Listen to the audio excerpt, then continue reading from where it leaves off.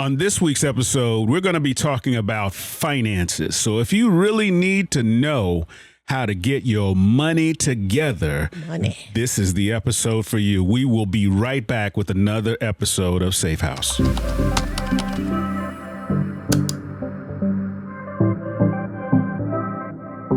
What's up, Safehouse family? Yes. What's going on?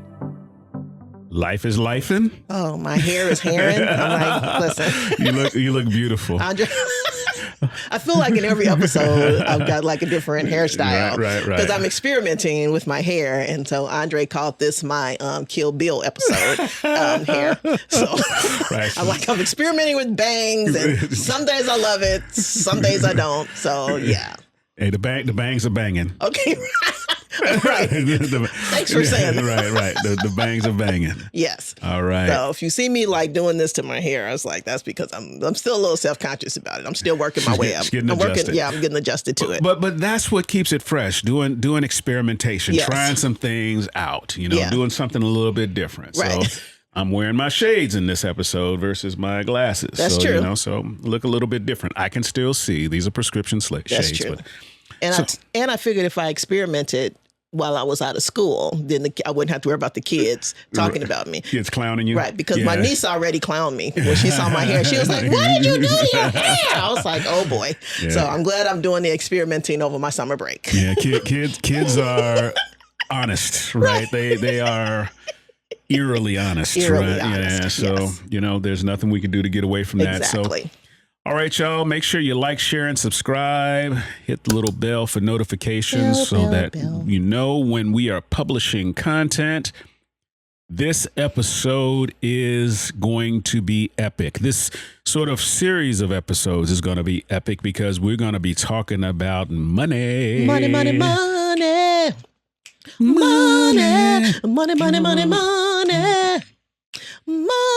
Hey, okay, that's my song. Okay, that's your song for the day. Yes. So financial intimacy. We're continuing our discussions about love skills, and now we've come around to financial intimacy. So how's our money getting along? How's our money getting along? How's our money getting together? Yes, I mean, is it like a good relationship with our money? Right. Is it close? Is it tight? Right. Or is it like far apart? Yeah. Right. And a lot of people don't talk about financial intimacy, because like I said, I feel like until recently, I didn't really realize it was a term, but like you said, and how important it is for couples to have, financial intimacy. Yeah, I've never given financial intimacy language like this, right? You just kind of look at it generically like, okay, y'all working together or are you working separate? Right, exactly. But the whole idea of financial intimacy goes beyond the actual dollar bills themselves. It's literally about what's our mindset around what we're money. doing with our resources, right? Whether it's investing or retirement or short-term goals or long-term goals, or how do we get pleasure out of the money that we have today? How much do we reserve? So there's all types of things. What traumas and hangups do I have about money, right? Do I have a fixed mindset, or do I have an open mindset about money? All of those things come into play, especially when people are getting together. So for you married folks, for you folks that are with your forever person, that you're locked down, and you're finding that you're having trouble on finding this place of financial intimacy, we believe the next few episodes, this episode and the next few, will be a great help to you. Oh, yeah, absolutely. For those of you that are on the path to your forever person, you're out there discovering, we're going to give you some cheat codes on how you can build a firm financial foundation for your forever relationship, right? So you can walk into it with the idea of, this is something we need to establish as we're creating our forever, understanding the role that financial intimacy and financial discussions play into it. I think if we'd have been, I don't know, the maturity plays into it. I don't know how comfortable I would have been, right? But if someone explained it to me as a concept of something to discuss, maybe I would have developed a comfort earlier on. I don't know. Yeah, I don't know. I mean, I think back to our discussions about money. Yeah. And it didn't always go well, like in the beginning. No, it did not. I feel like we're so much better now. But yeah, like those first, I don't know, I feel like those first 10 to maybe 15 years. It was just, like you said, it wasn't easy. Yeah. It was challenging. Yeah. And I know, I came into it with a lot of misperceptions about how money should be handled, who should be handling it.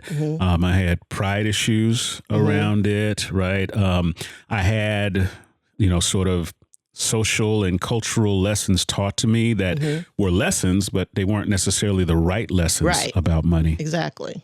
And I think we all have that.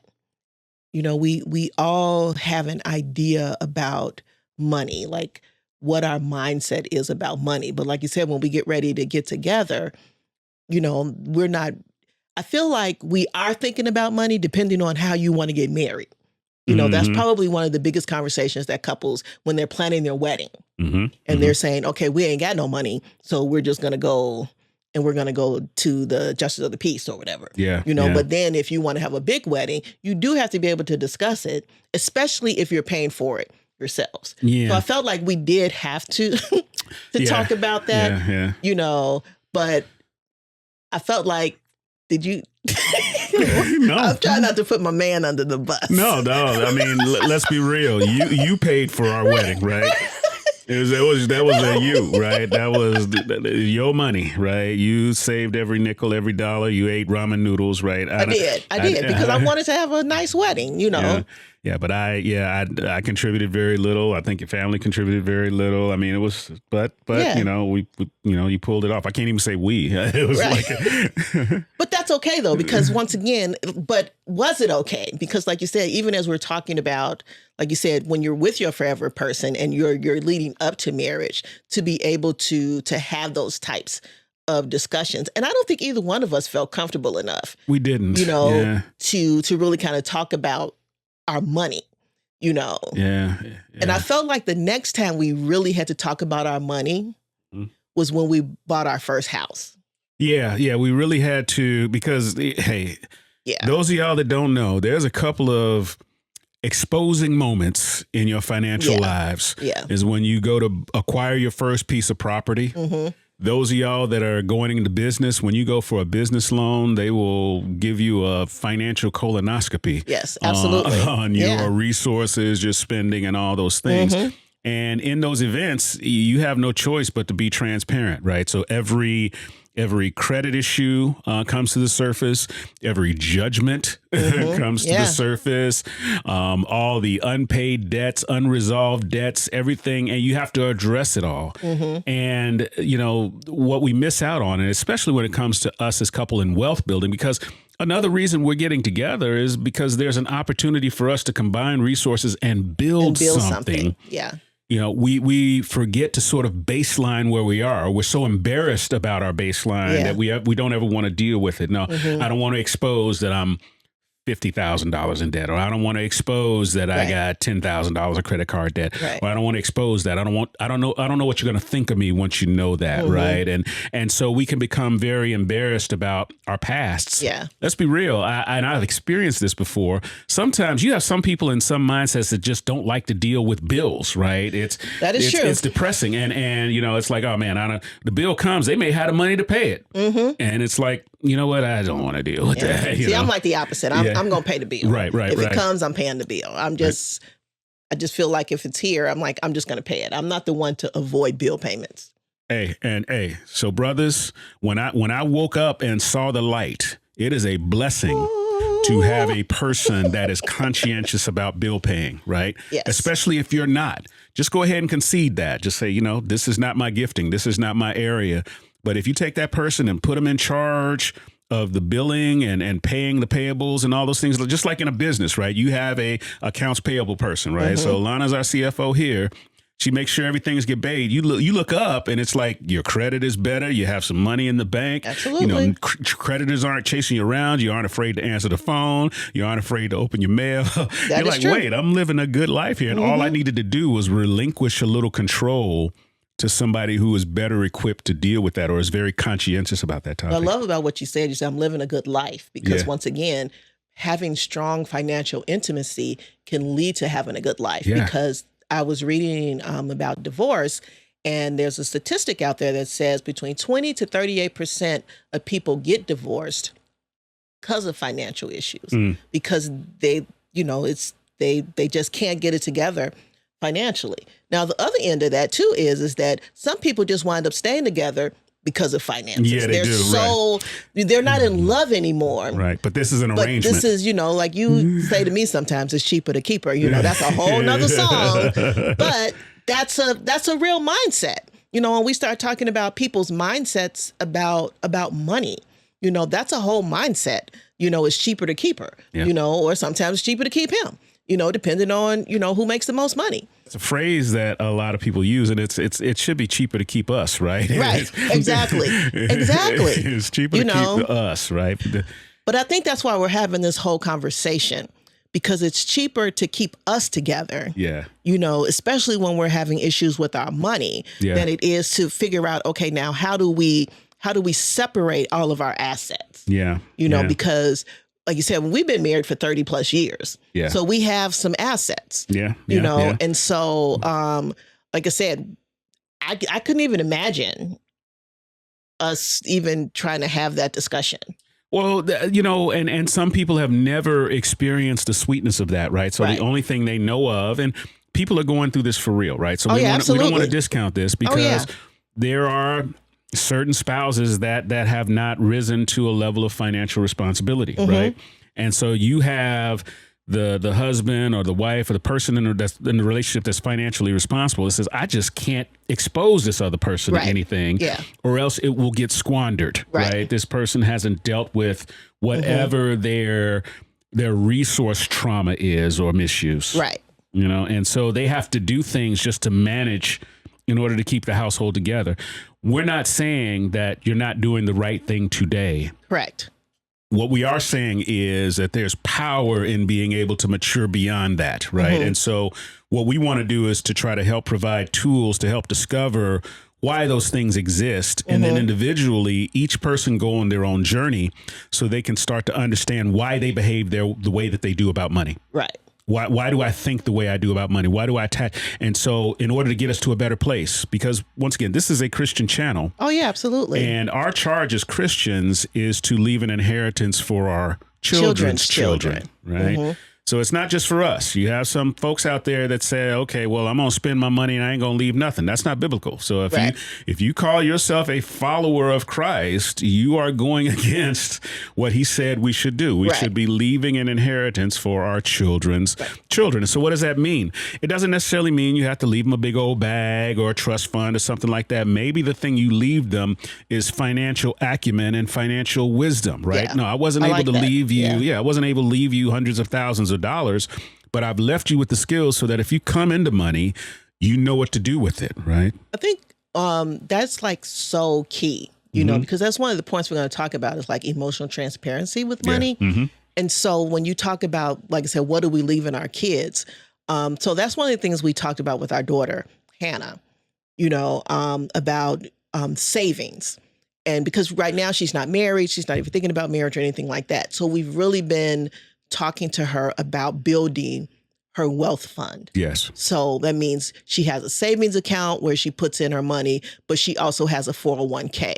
And this 401k is not just the money that she puts in, but her job is paying her they're matching as well. And so when you're 22, 23 years old, and when you continually put in the maximum amount of money, then like you said, it's by the time you're ready to retire, you're set. Yeah. If someone had said to me, Andre, at 22 years old, you know, or even when we got married, so what, 25, 26, whatever, this money that you put into your 401k or Roth IRA or whatever investment, this is the most valuable money that you could put into this account because this is the money that will be in there the longest and has the greatest potential for growth, right? So whatever, you know, if she puts in 10,000 today, it's going to be 300,000 by the time she's our age, or $500,000 by the time she gets to our age, right? So just even having that knowledge to say, okay, if I'm going to join together with a forever person, yes, we may have some weird pasts, but while we're young, our ability to prepare for forever, because if we're going to be for forever, that means one portion of this relationship, we're going to be older, we're going to have gray hair, right? Exactly. We're not going to be able to work, right? So we may be retired. So there may be a Social Security or whatever. So if I put this money, or if I'm able to cut money and put it to the side now, that is going to be the wealth that sustains us in the future. Yes. Absolutely. But no one really told me about that. My dad worked, and he had a pension. He had a couple of pensions and Social Security, right? And really that was it, you know. Yeah. And so when he passed away, we got a little bit of that. But then once, you know, I turned a certain age, that cuts off, and all those other things. And, you know, pretty much on your own, right? Now, I'm not saying that that's a bad thing. But once again, if our mindset shifts to say, wait, it's my responsibility to set my children's children up to think differently about money, then yeah, every dollar I save now becomes more valuable. Let's be real. When we get older, when we get gray, we want to travel a little bit. We want to see some stuff, right? Andre says, I love to travel. Yeah, I do love to travel. I mean, I'm just being honest. I mean, listen, take me out someplace. Not out the country or something.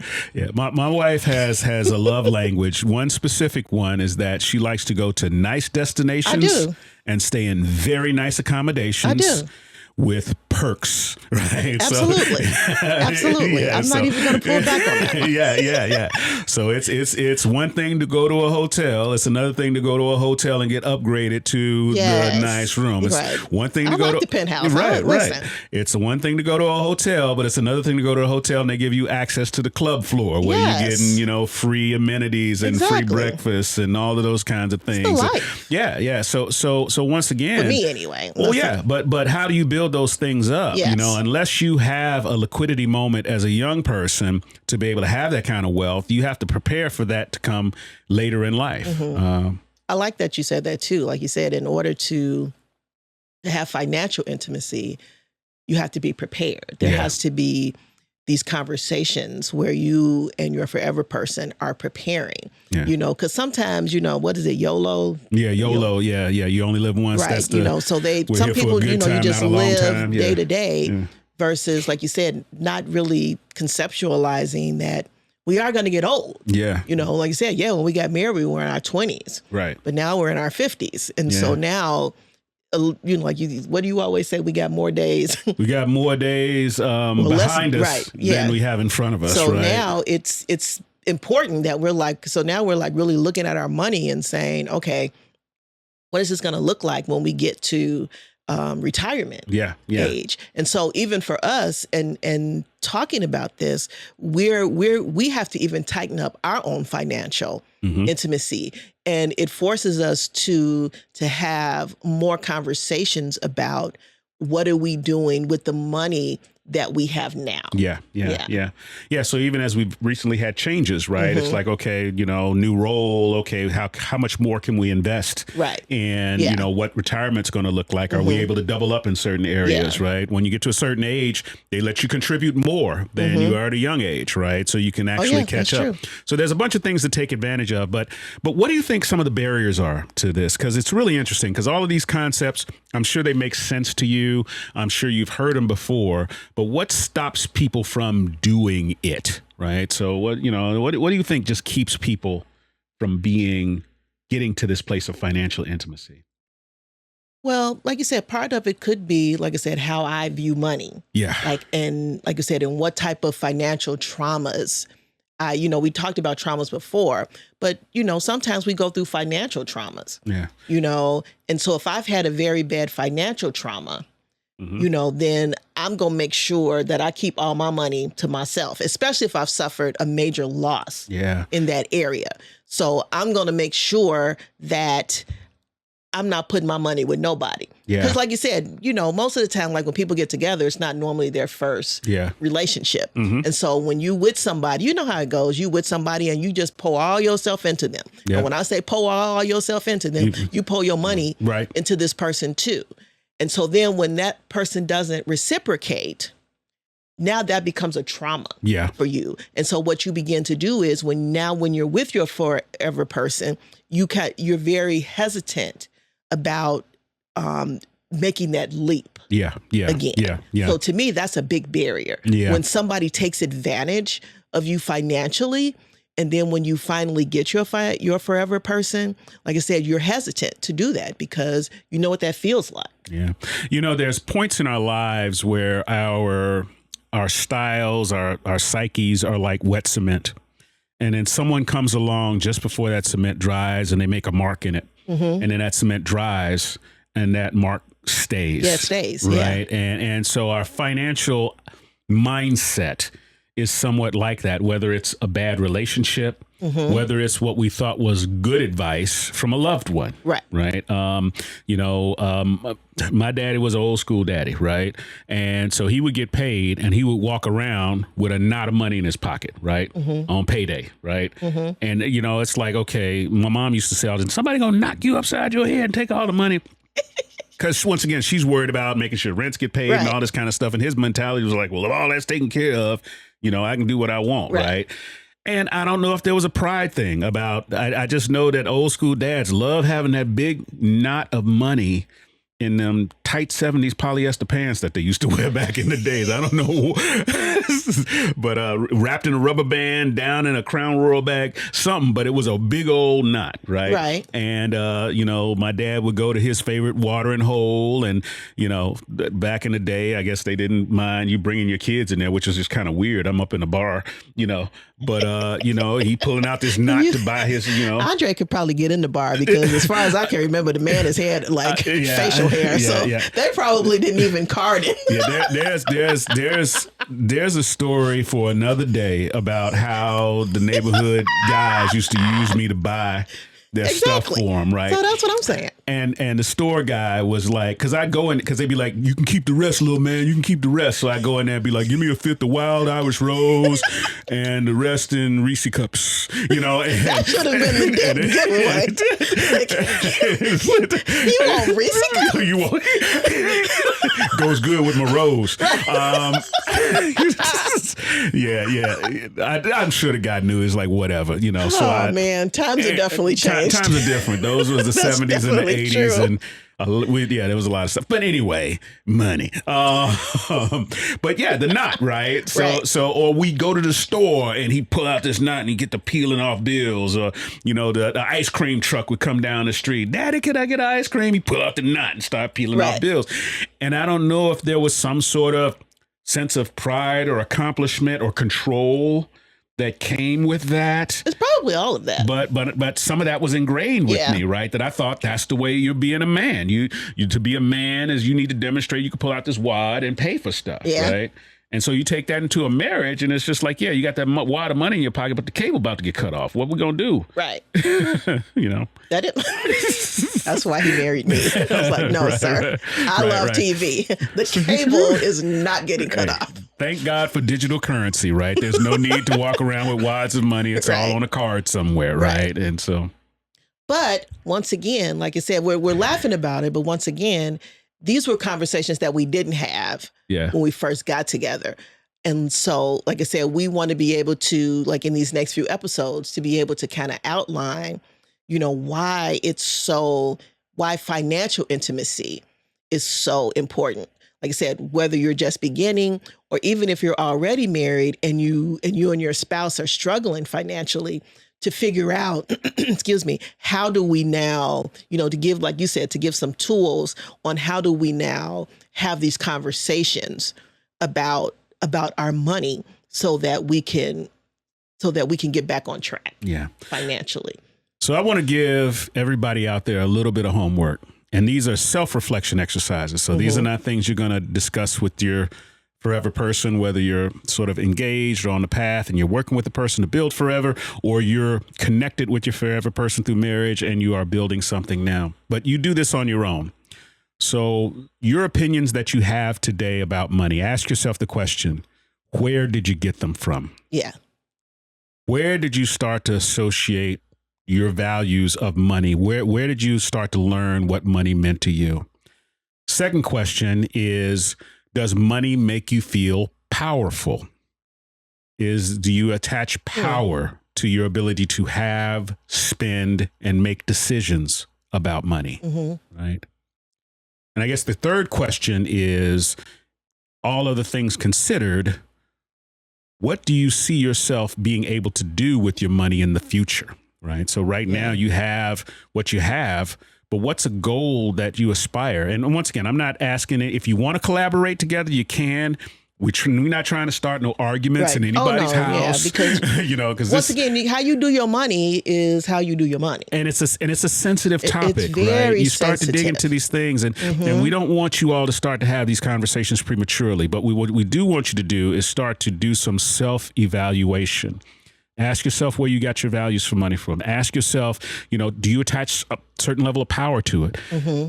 Does your inability to have money, does that create a void, right? Do you feel like the lack of control of money, does that do something to you, right? And as you start to think about those things, write those down, journal them, right? And if you feel like it and you want to ask us some questions, we'd like you to use the comments below to ask questions about those topics. All right.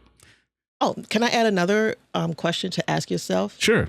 What does God think about how you're handling the resources together, not separately? Because remember, once we together, and you as your forever person, especially when you're married, it's like we're becoming one.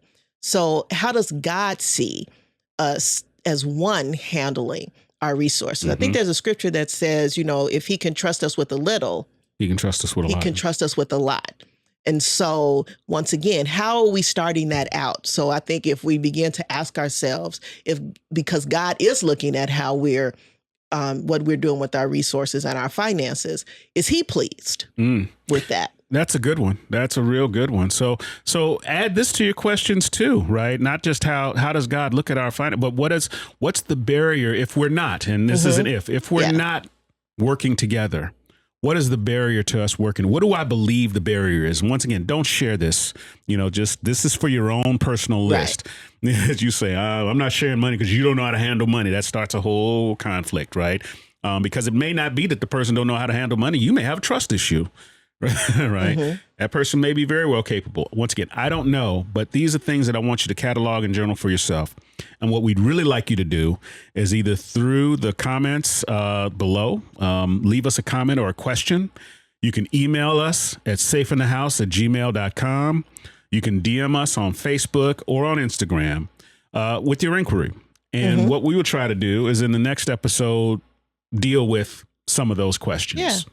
Along with the topic, because we're going to be walking through this. We're going to be talking about emotional safety. We're going to be talking about communication, how you're going to make decisions with money, how to be transparent.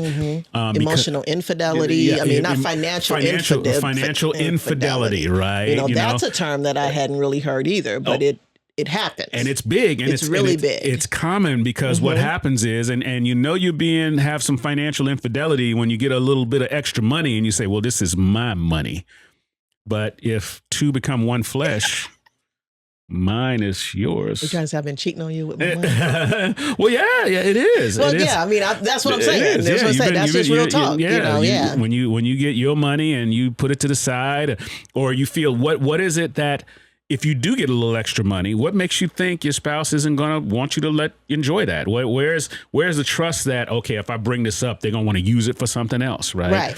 You know, so there's a trust issue there. So once again, you know, I think that's going to be a big episode. That's we're going to save that one because that one's going to dig deep. That one's going to dig deep. But that's going to break some chains for some folks. That's right? true. Because I'm the minute excited. I'm really excited about where it's going to go. Yeah. So, well, remember you all, like, share, subscribe to the channel, and ring the bell. There you go. Can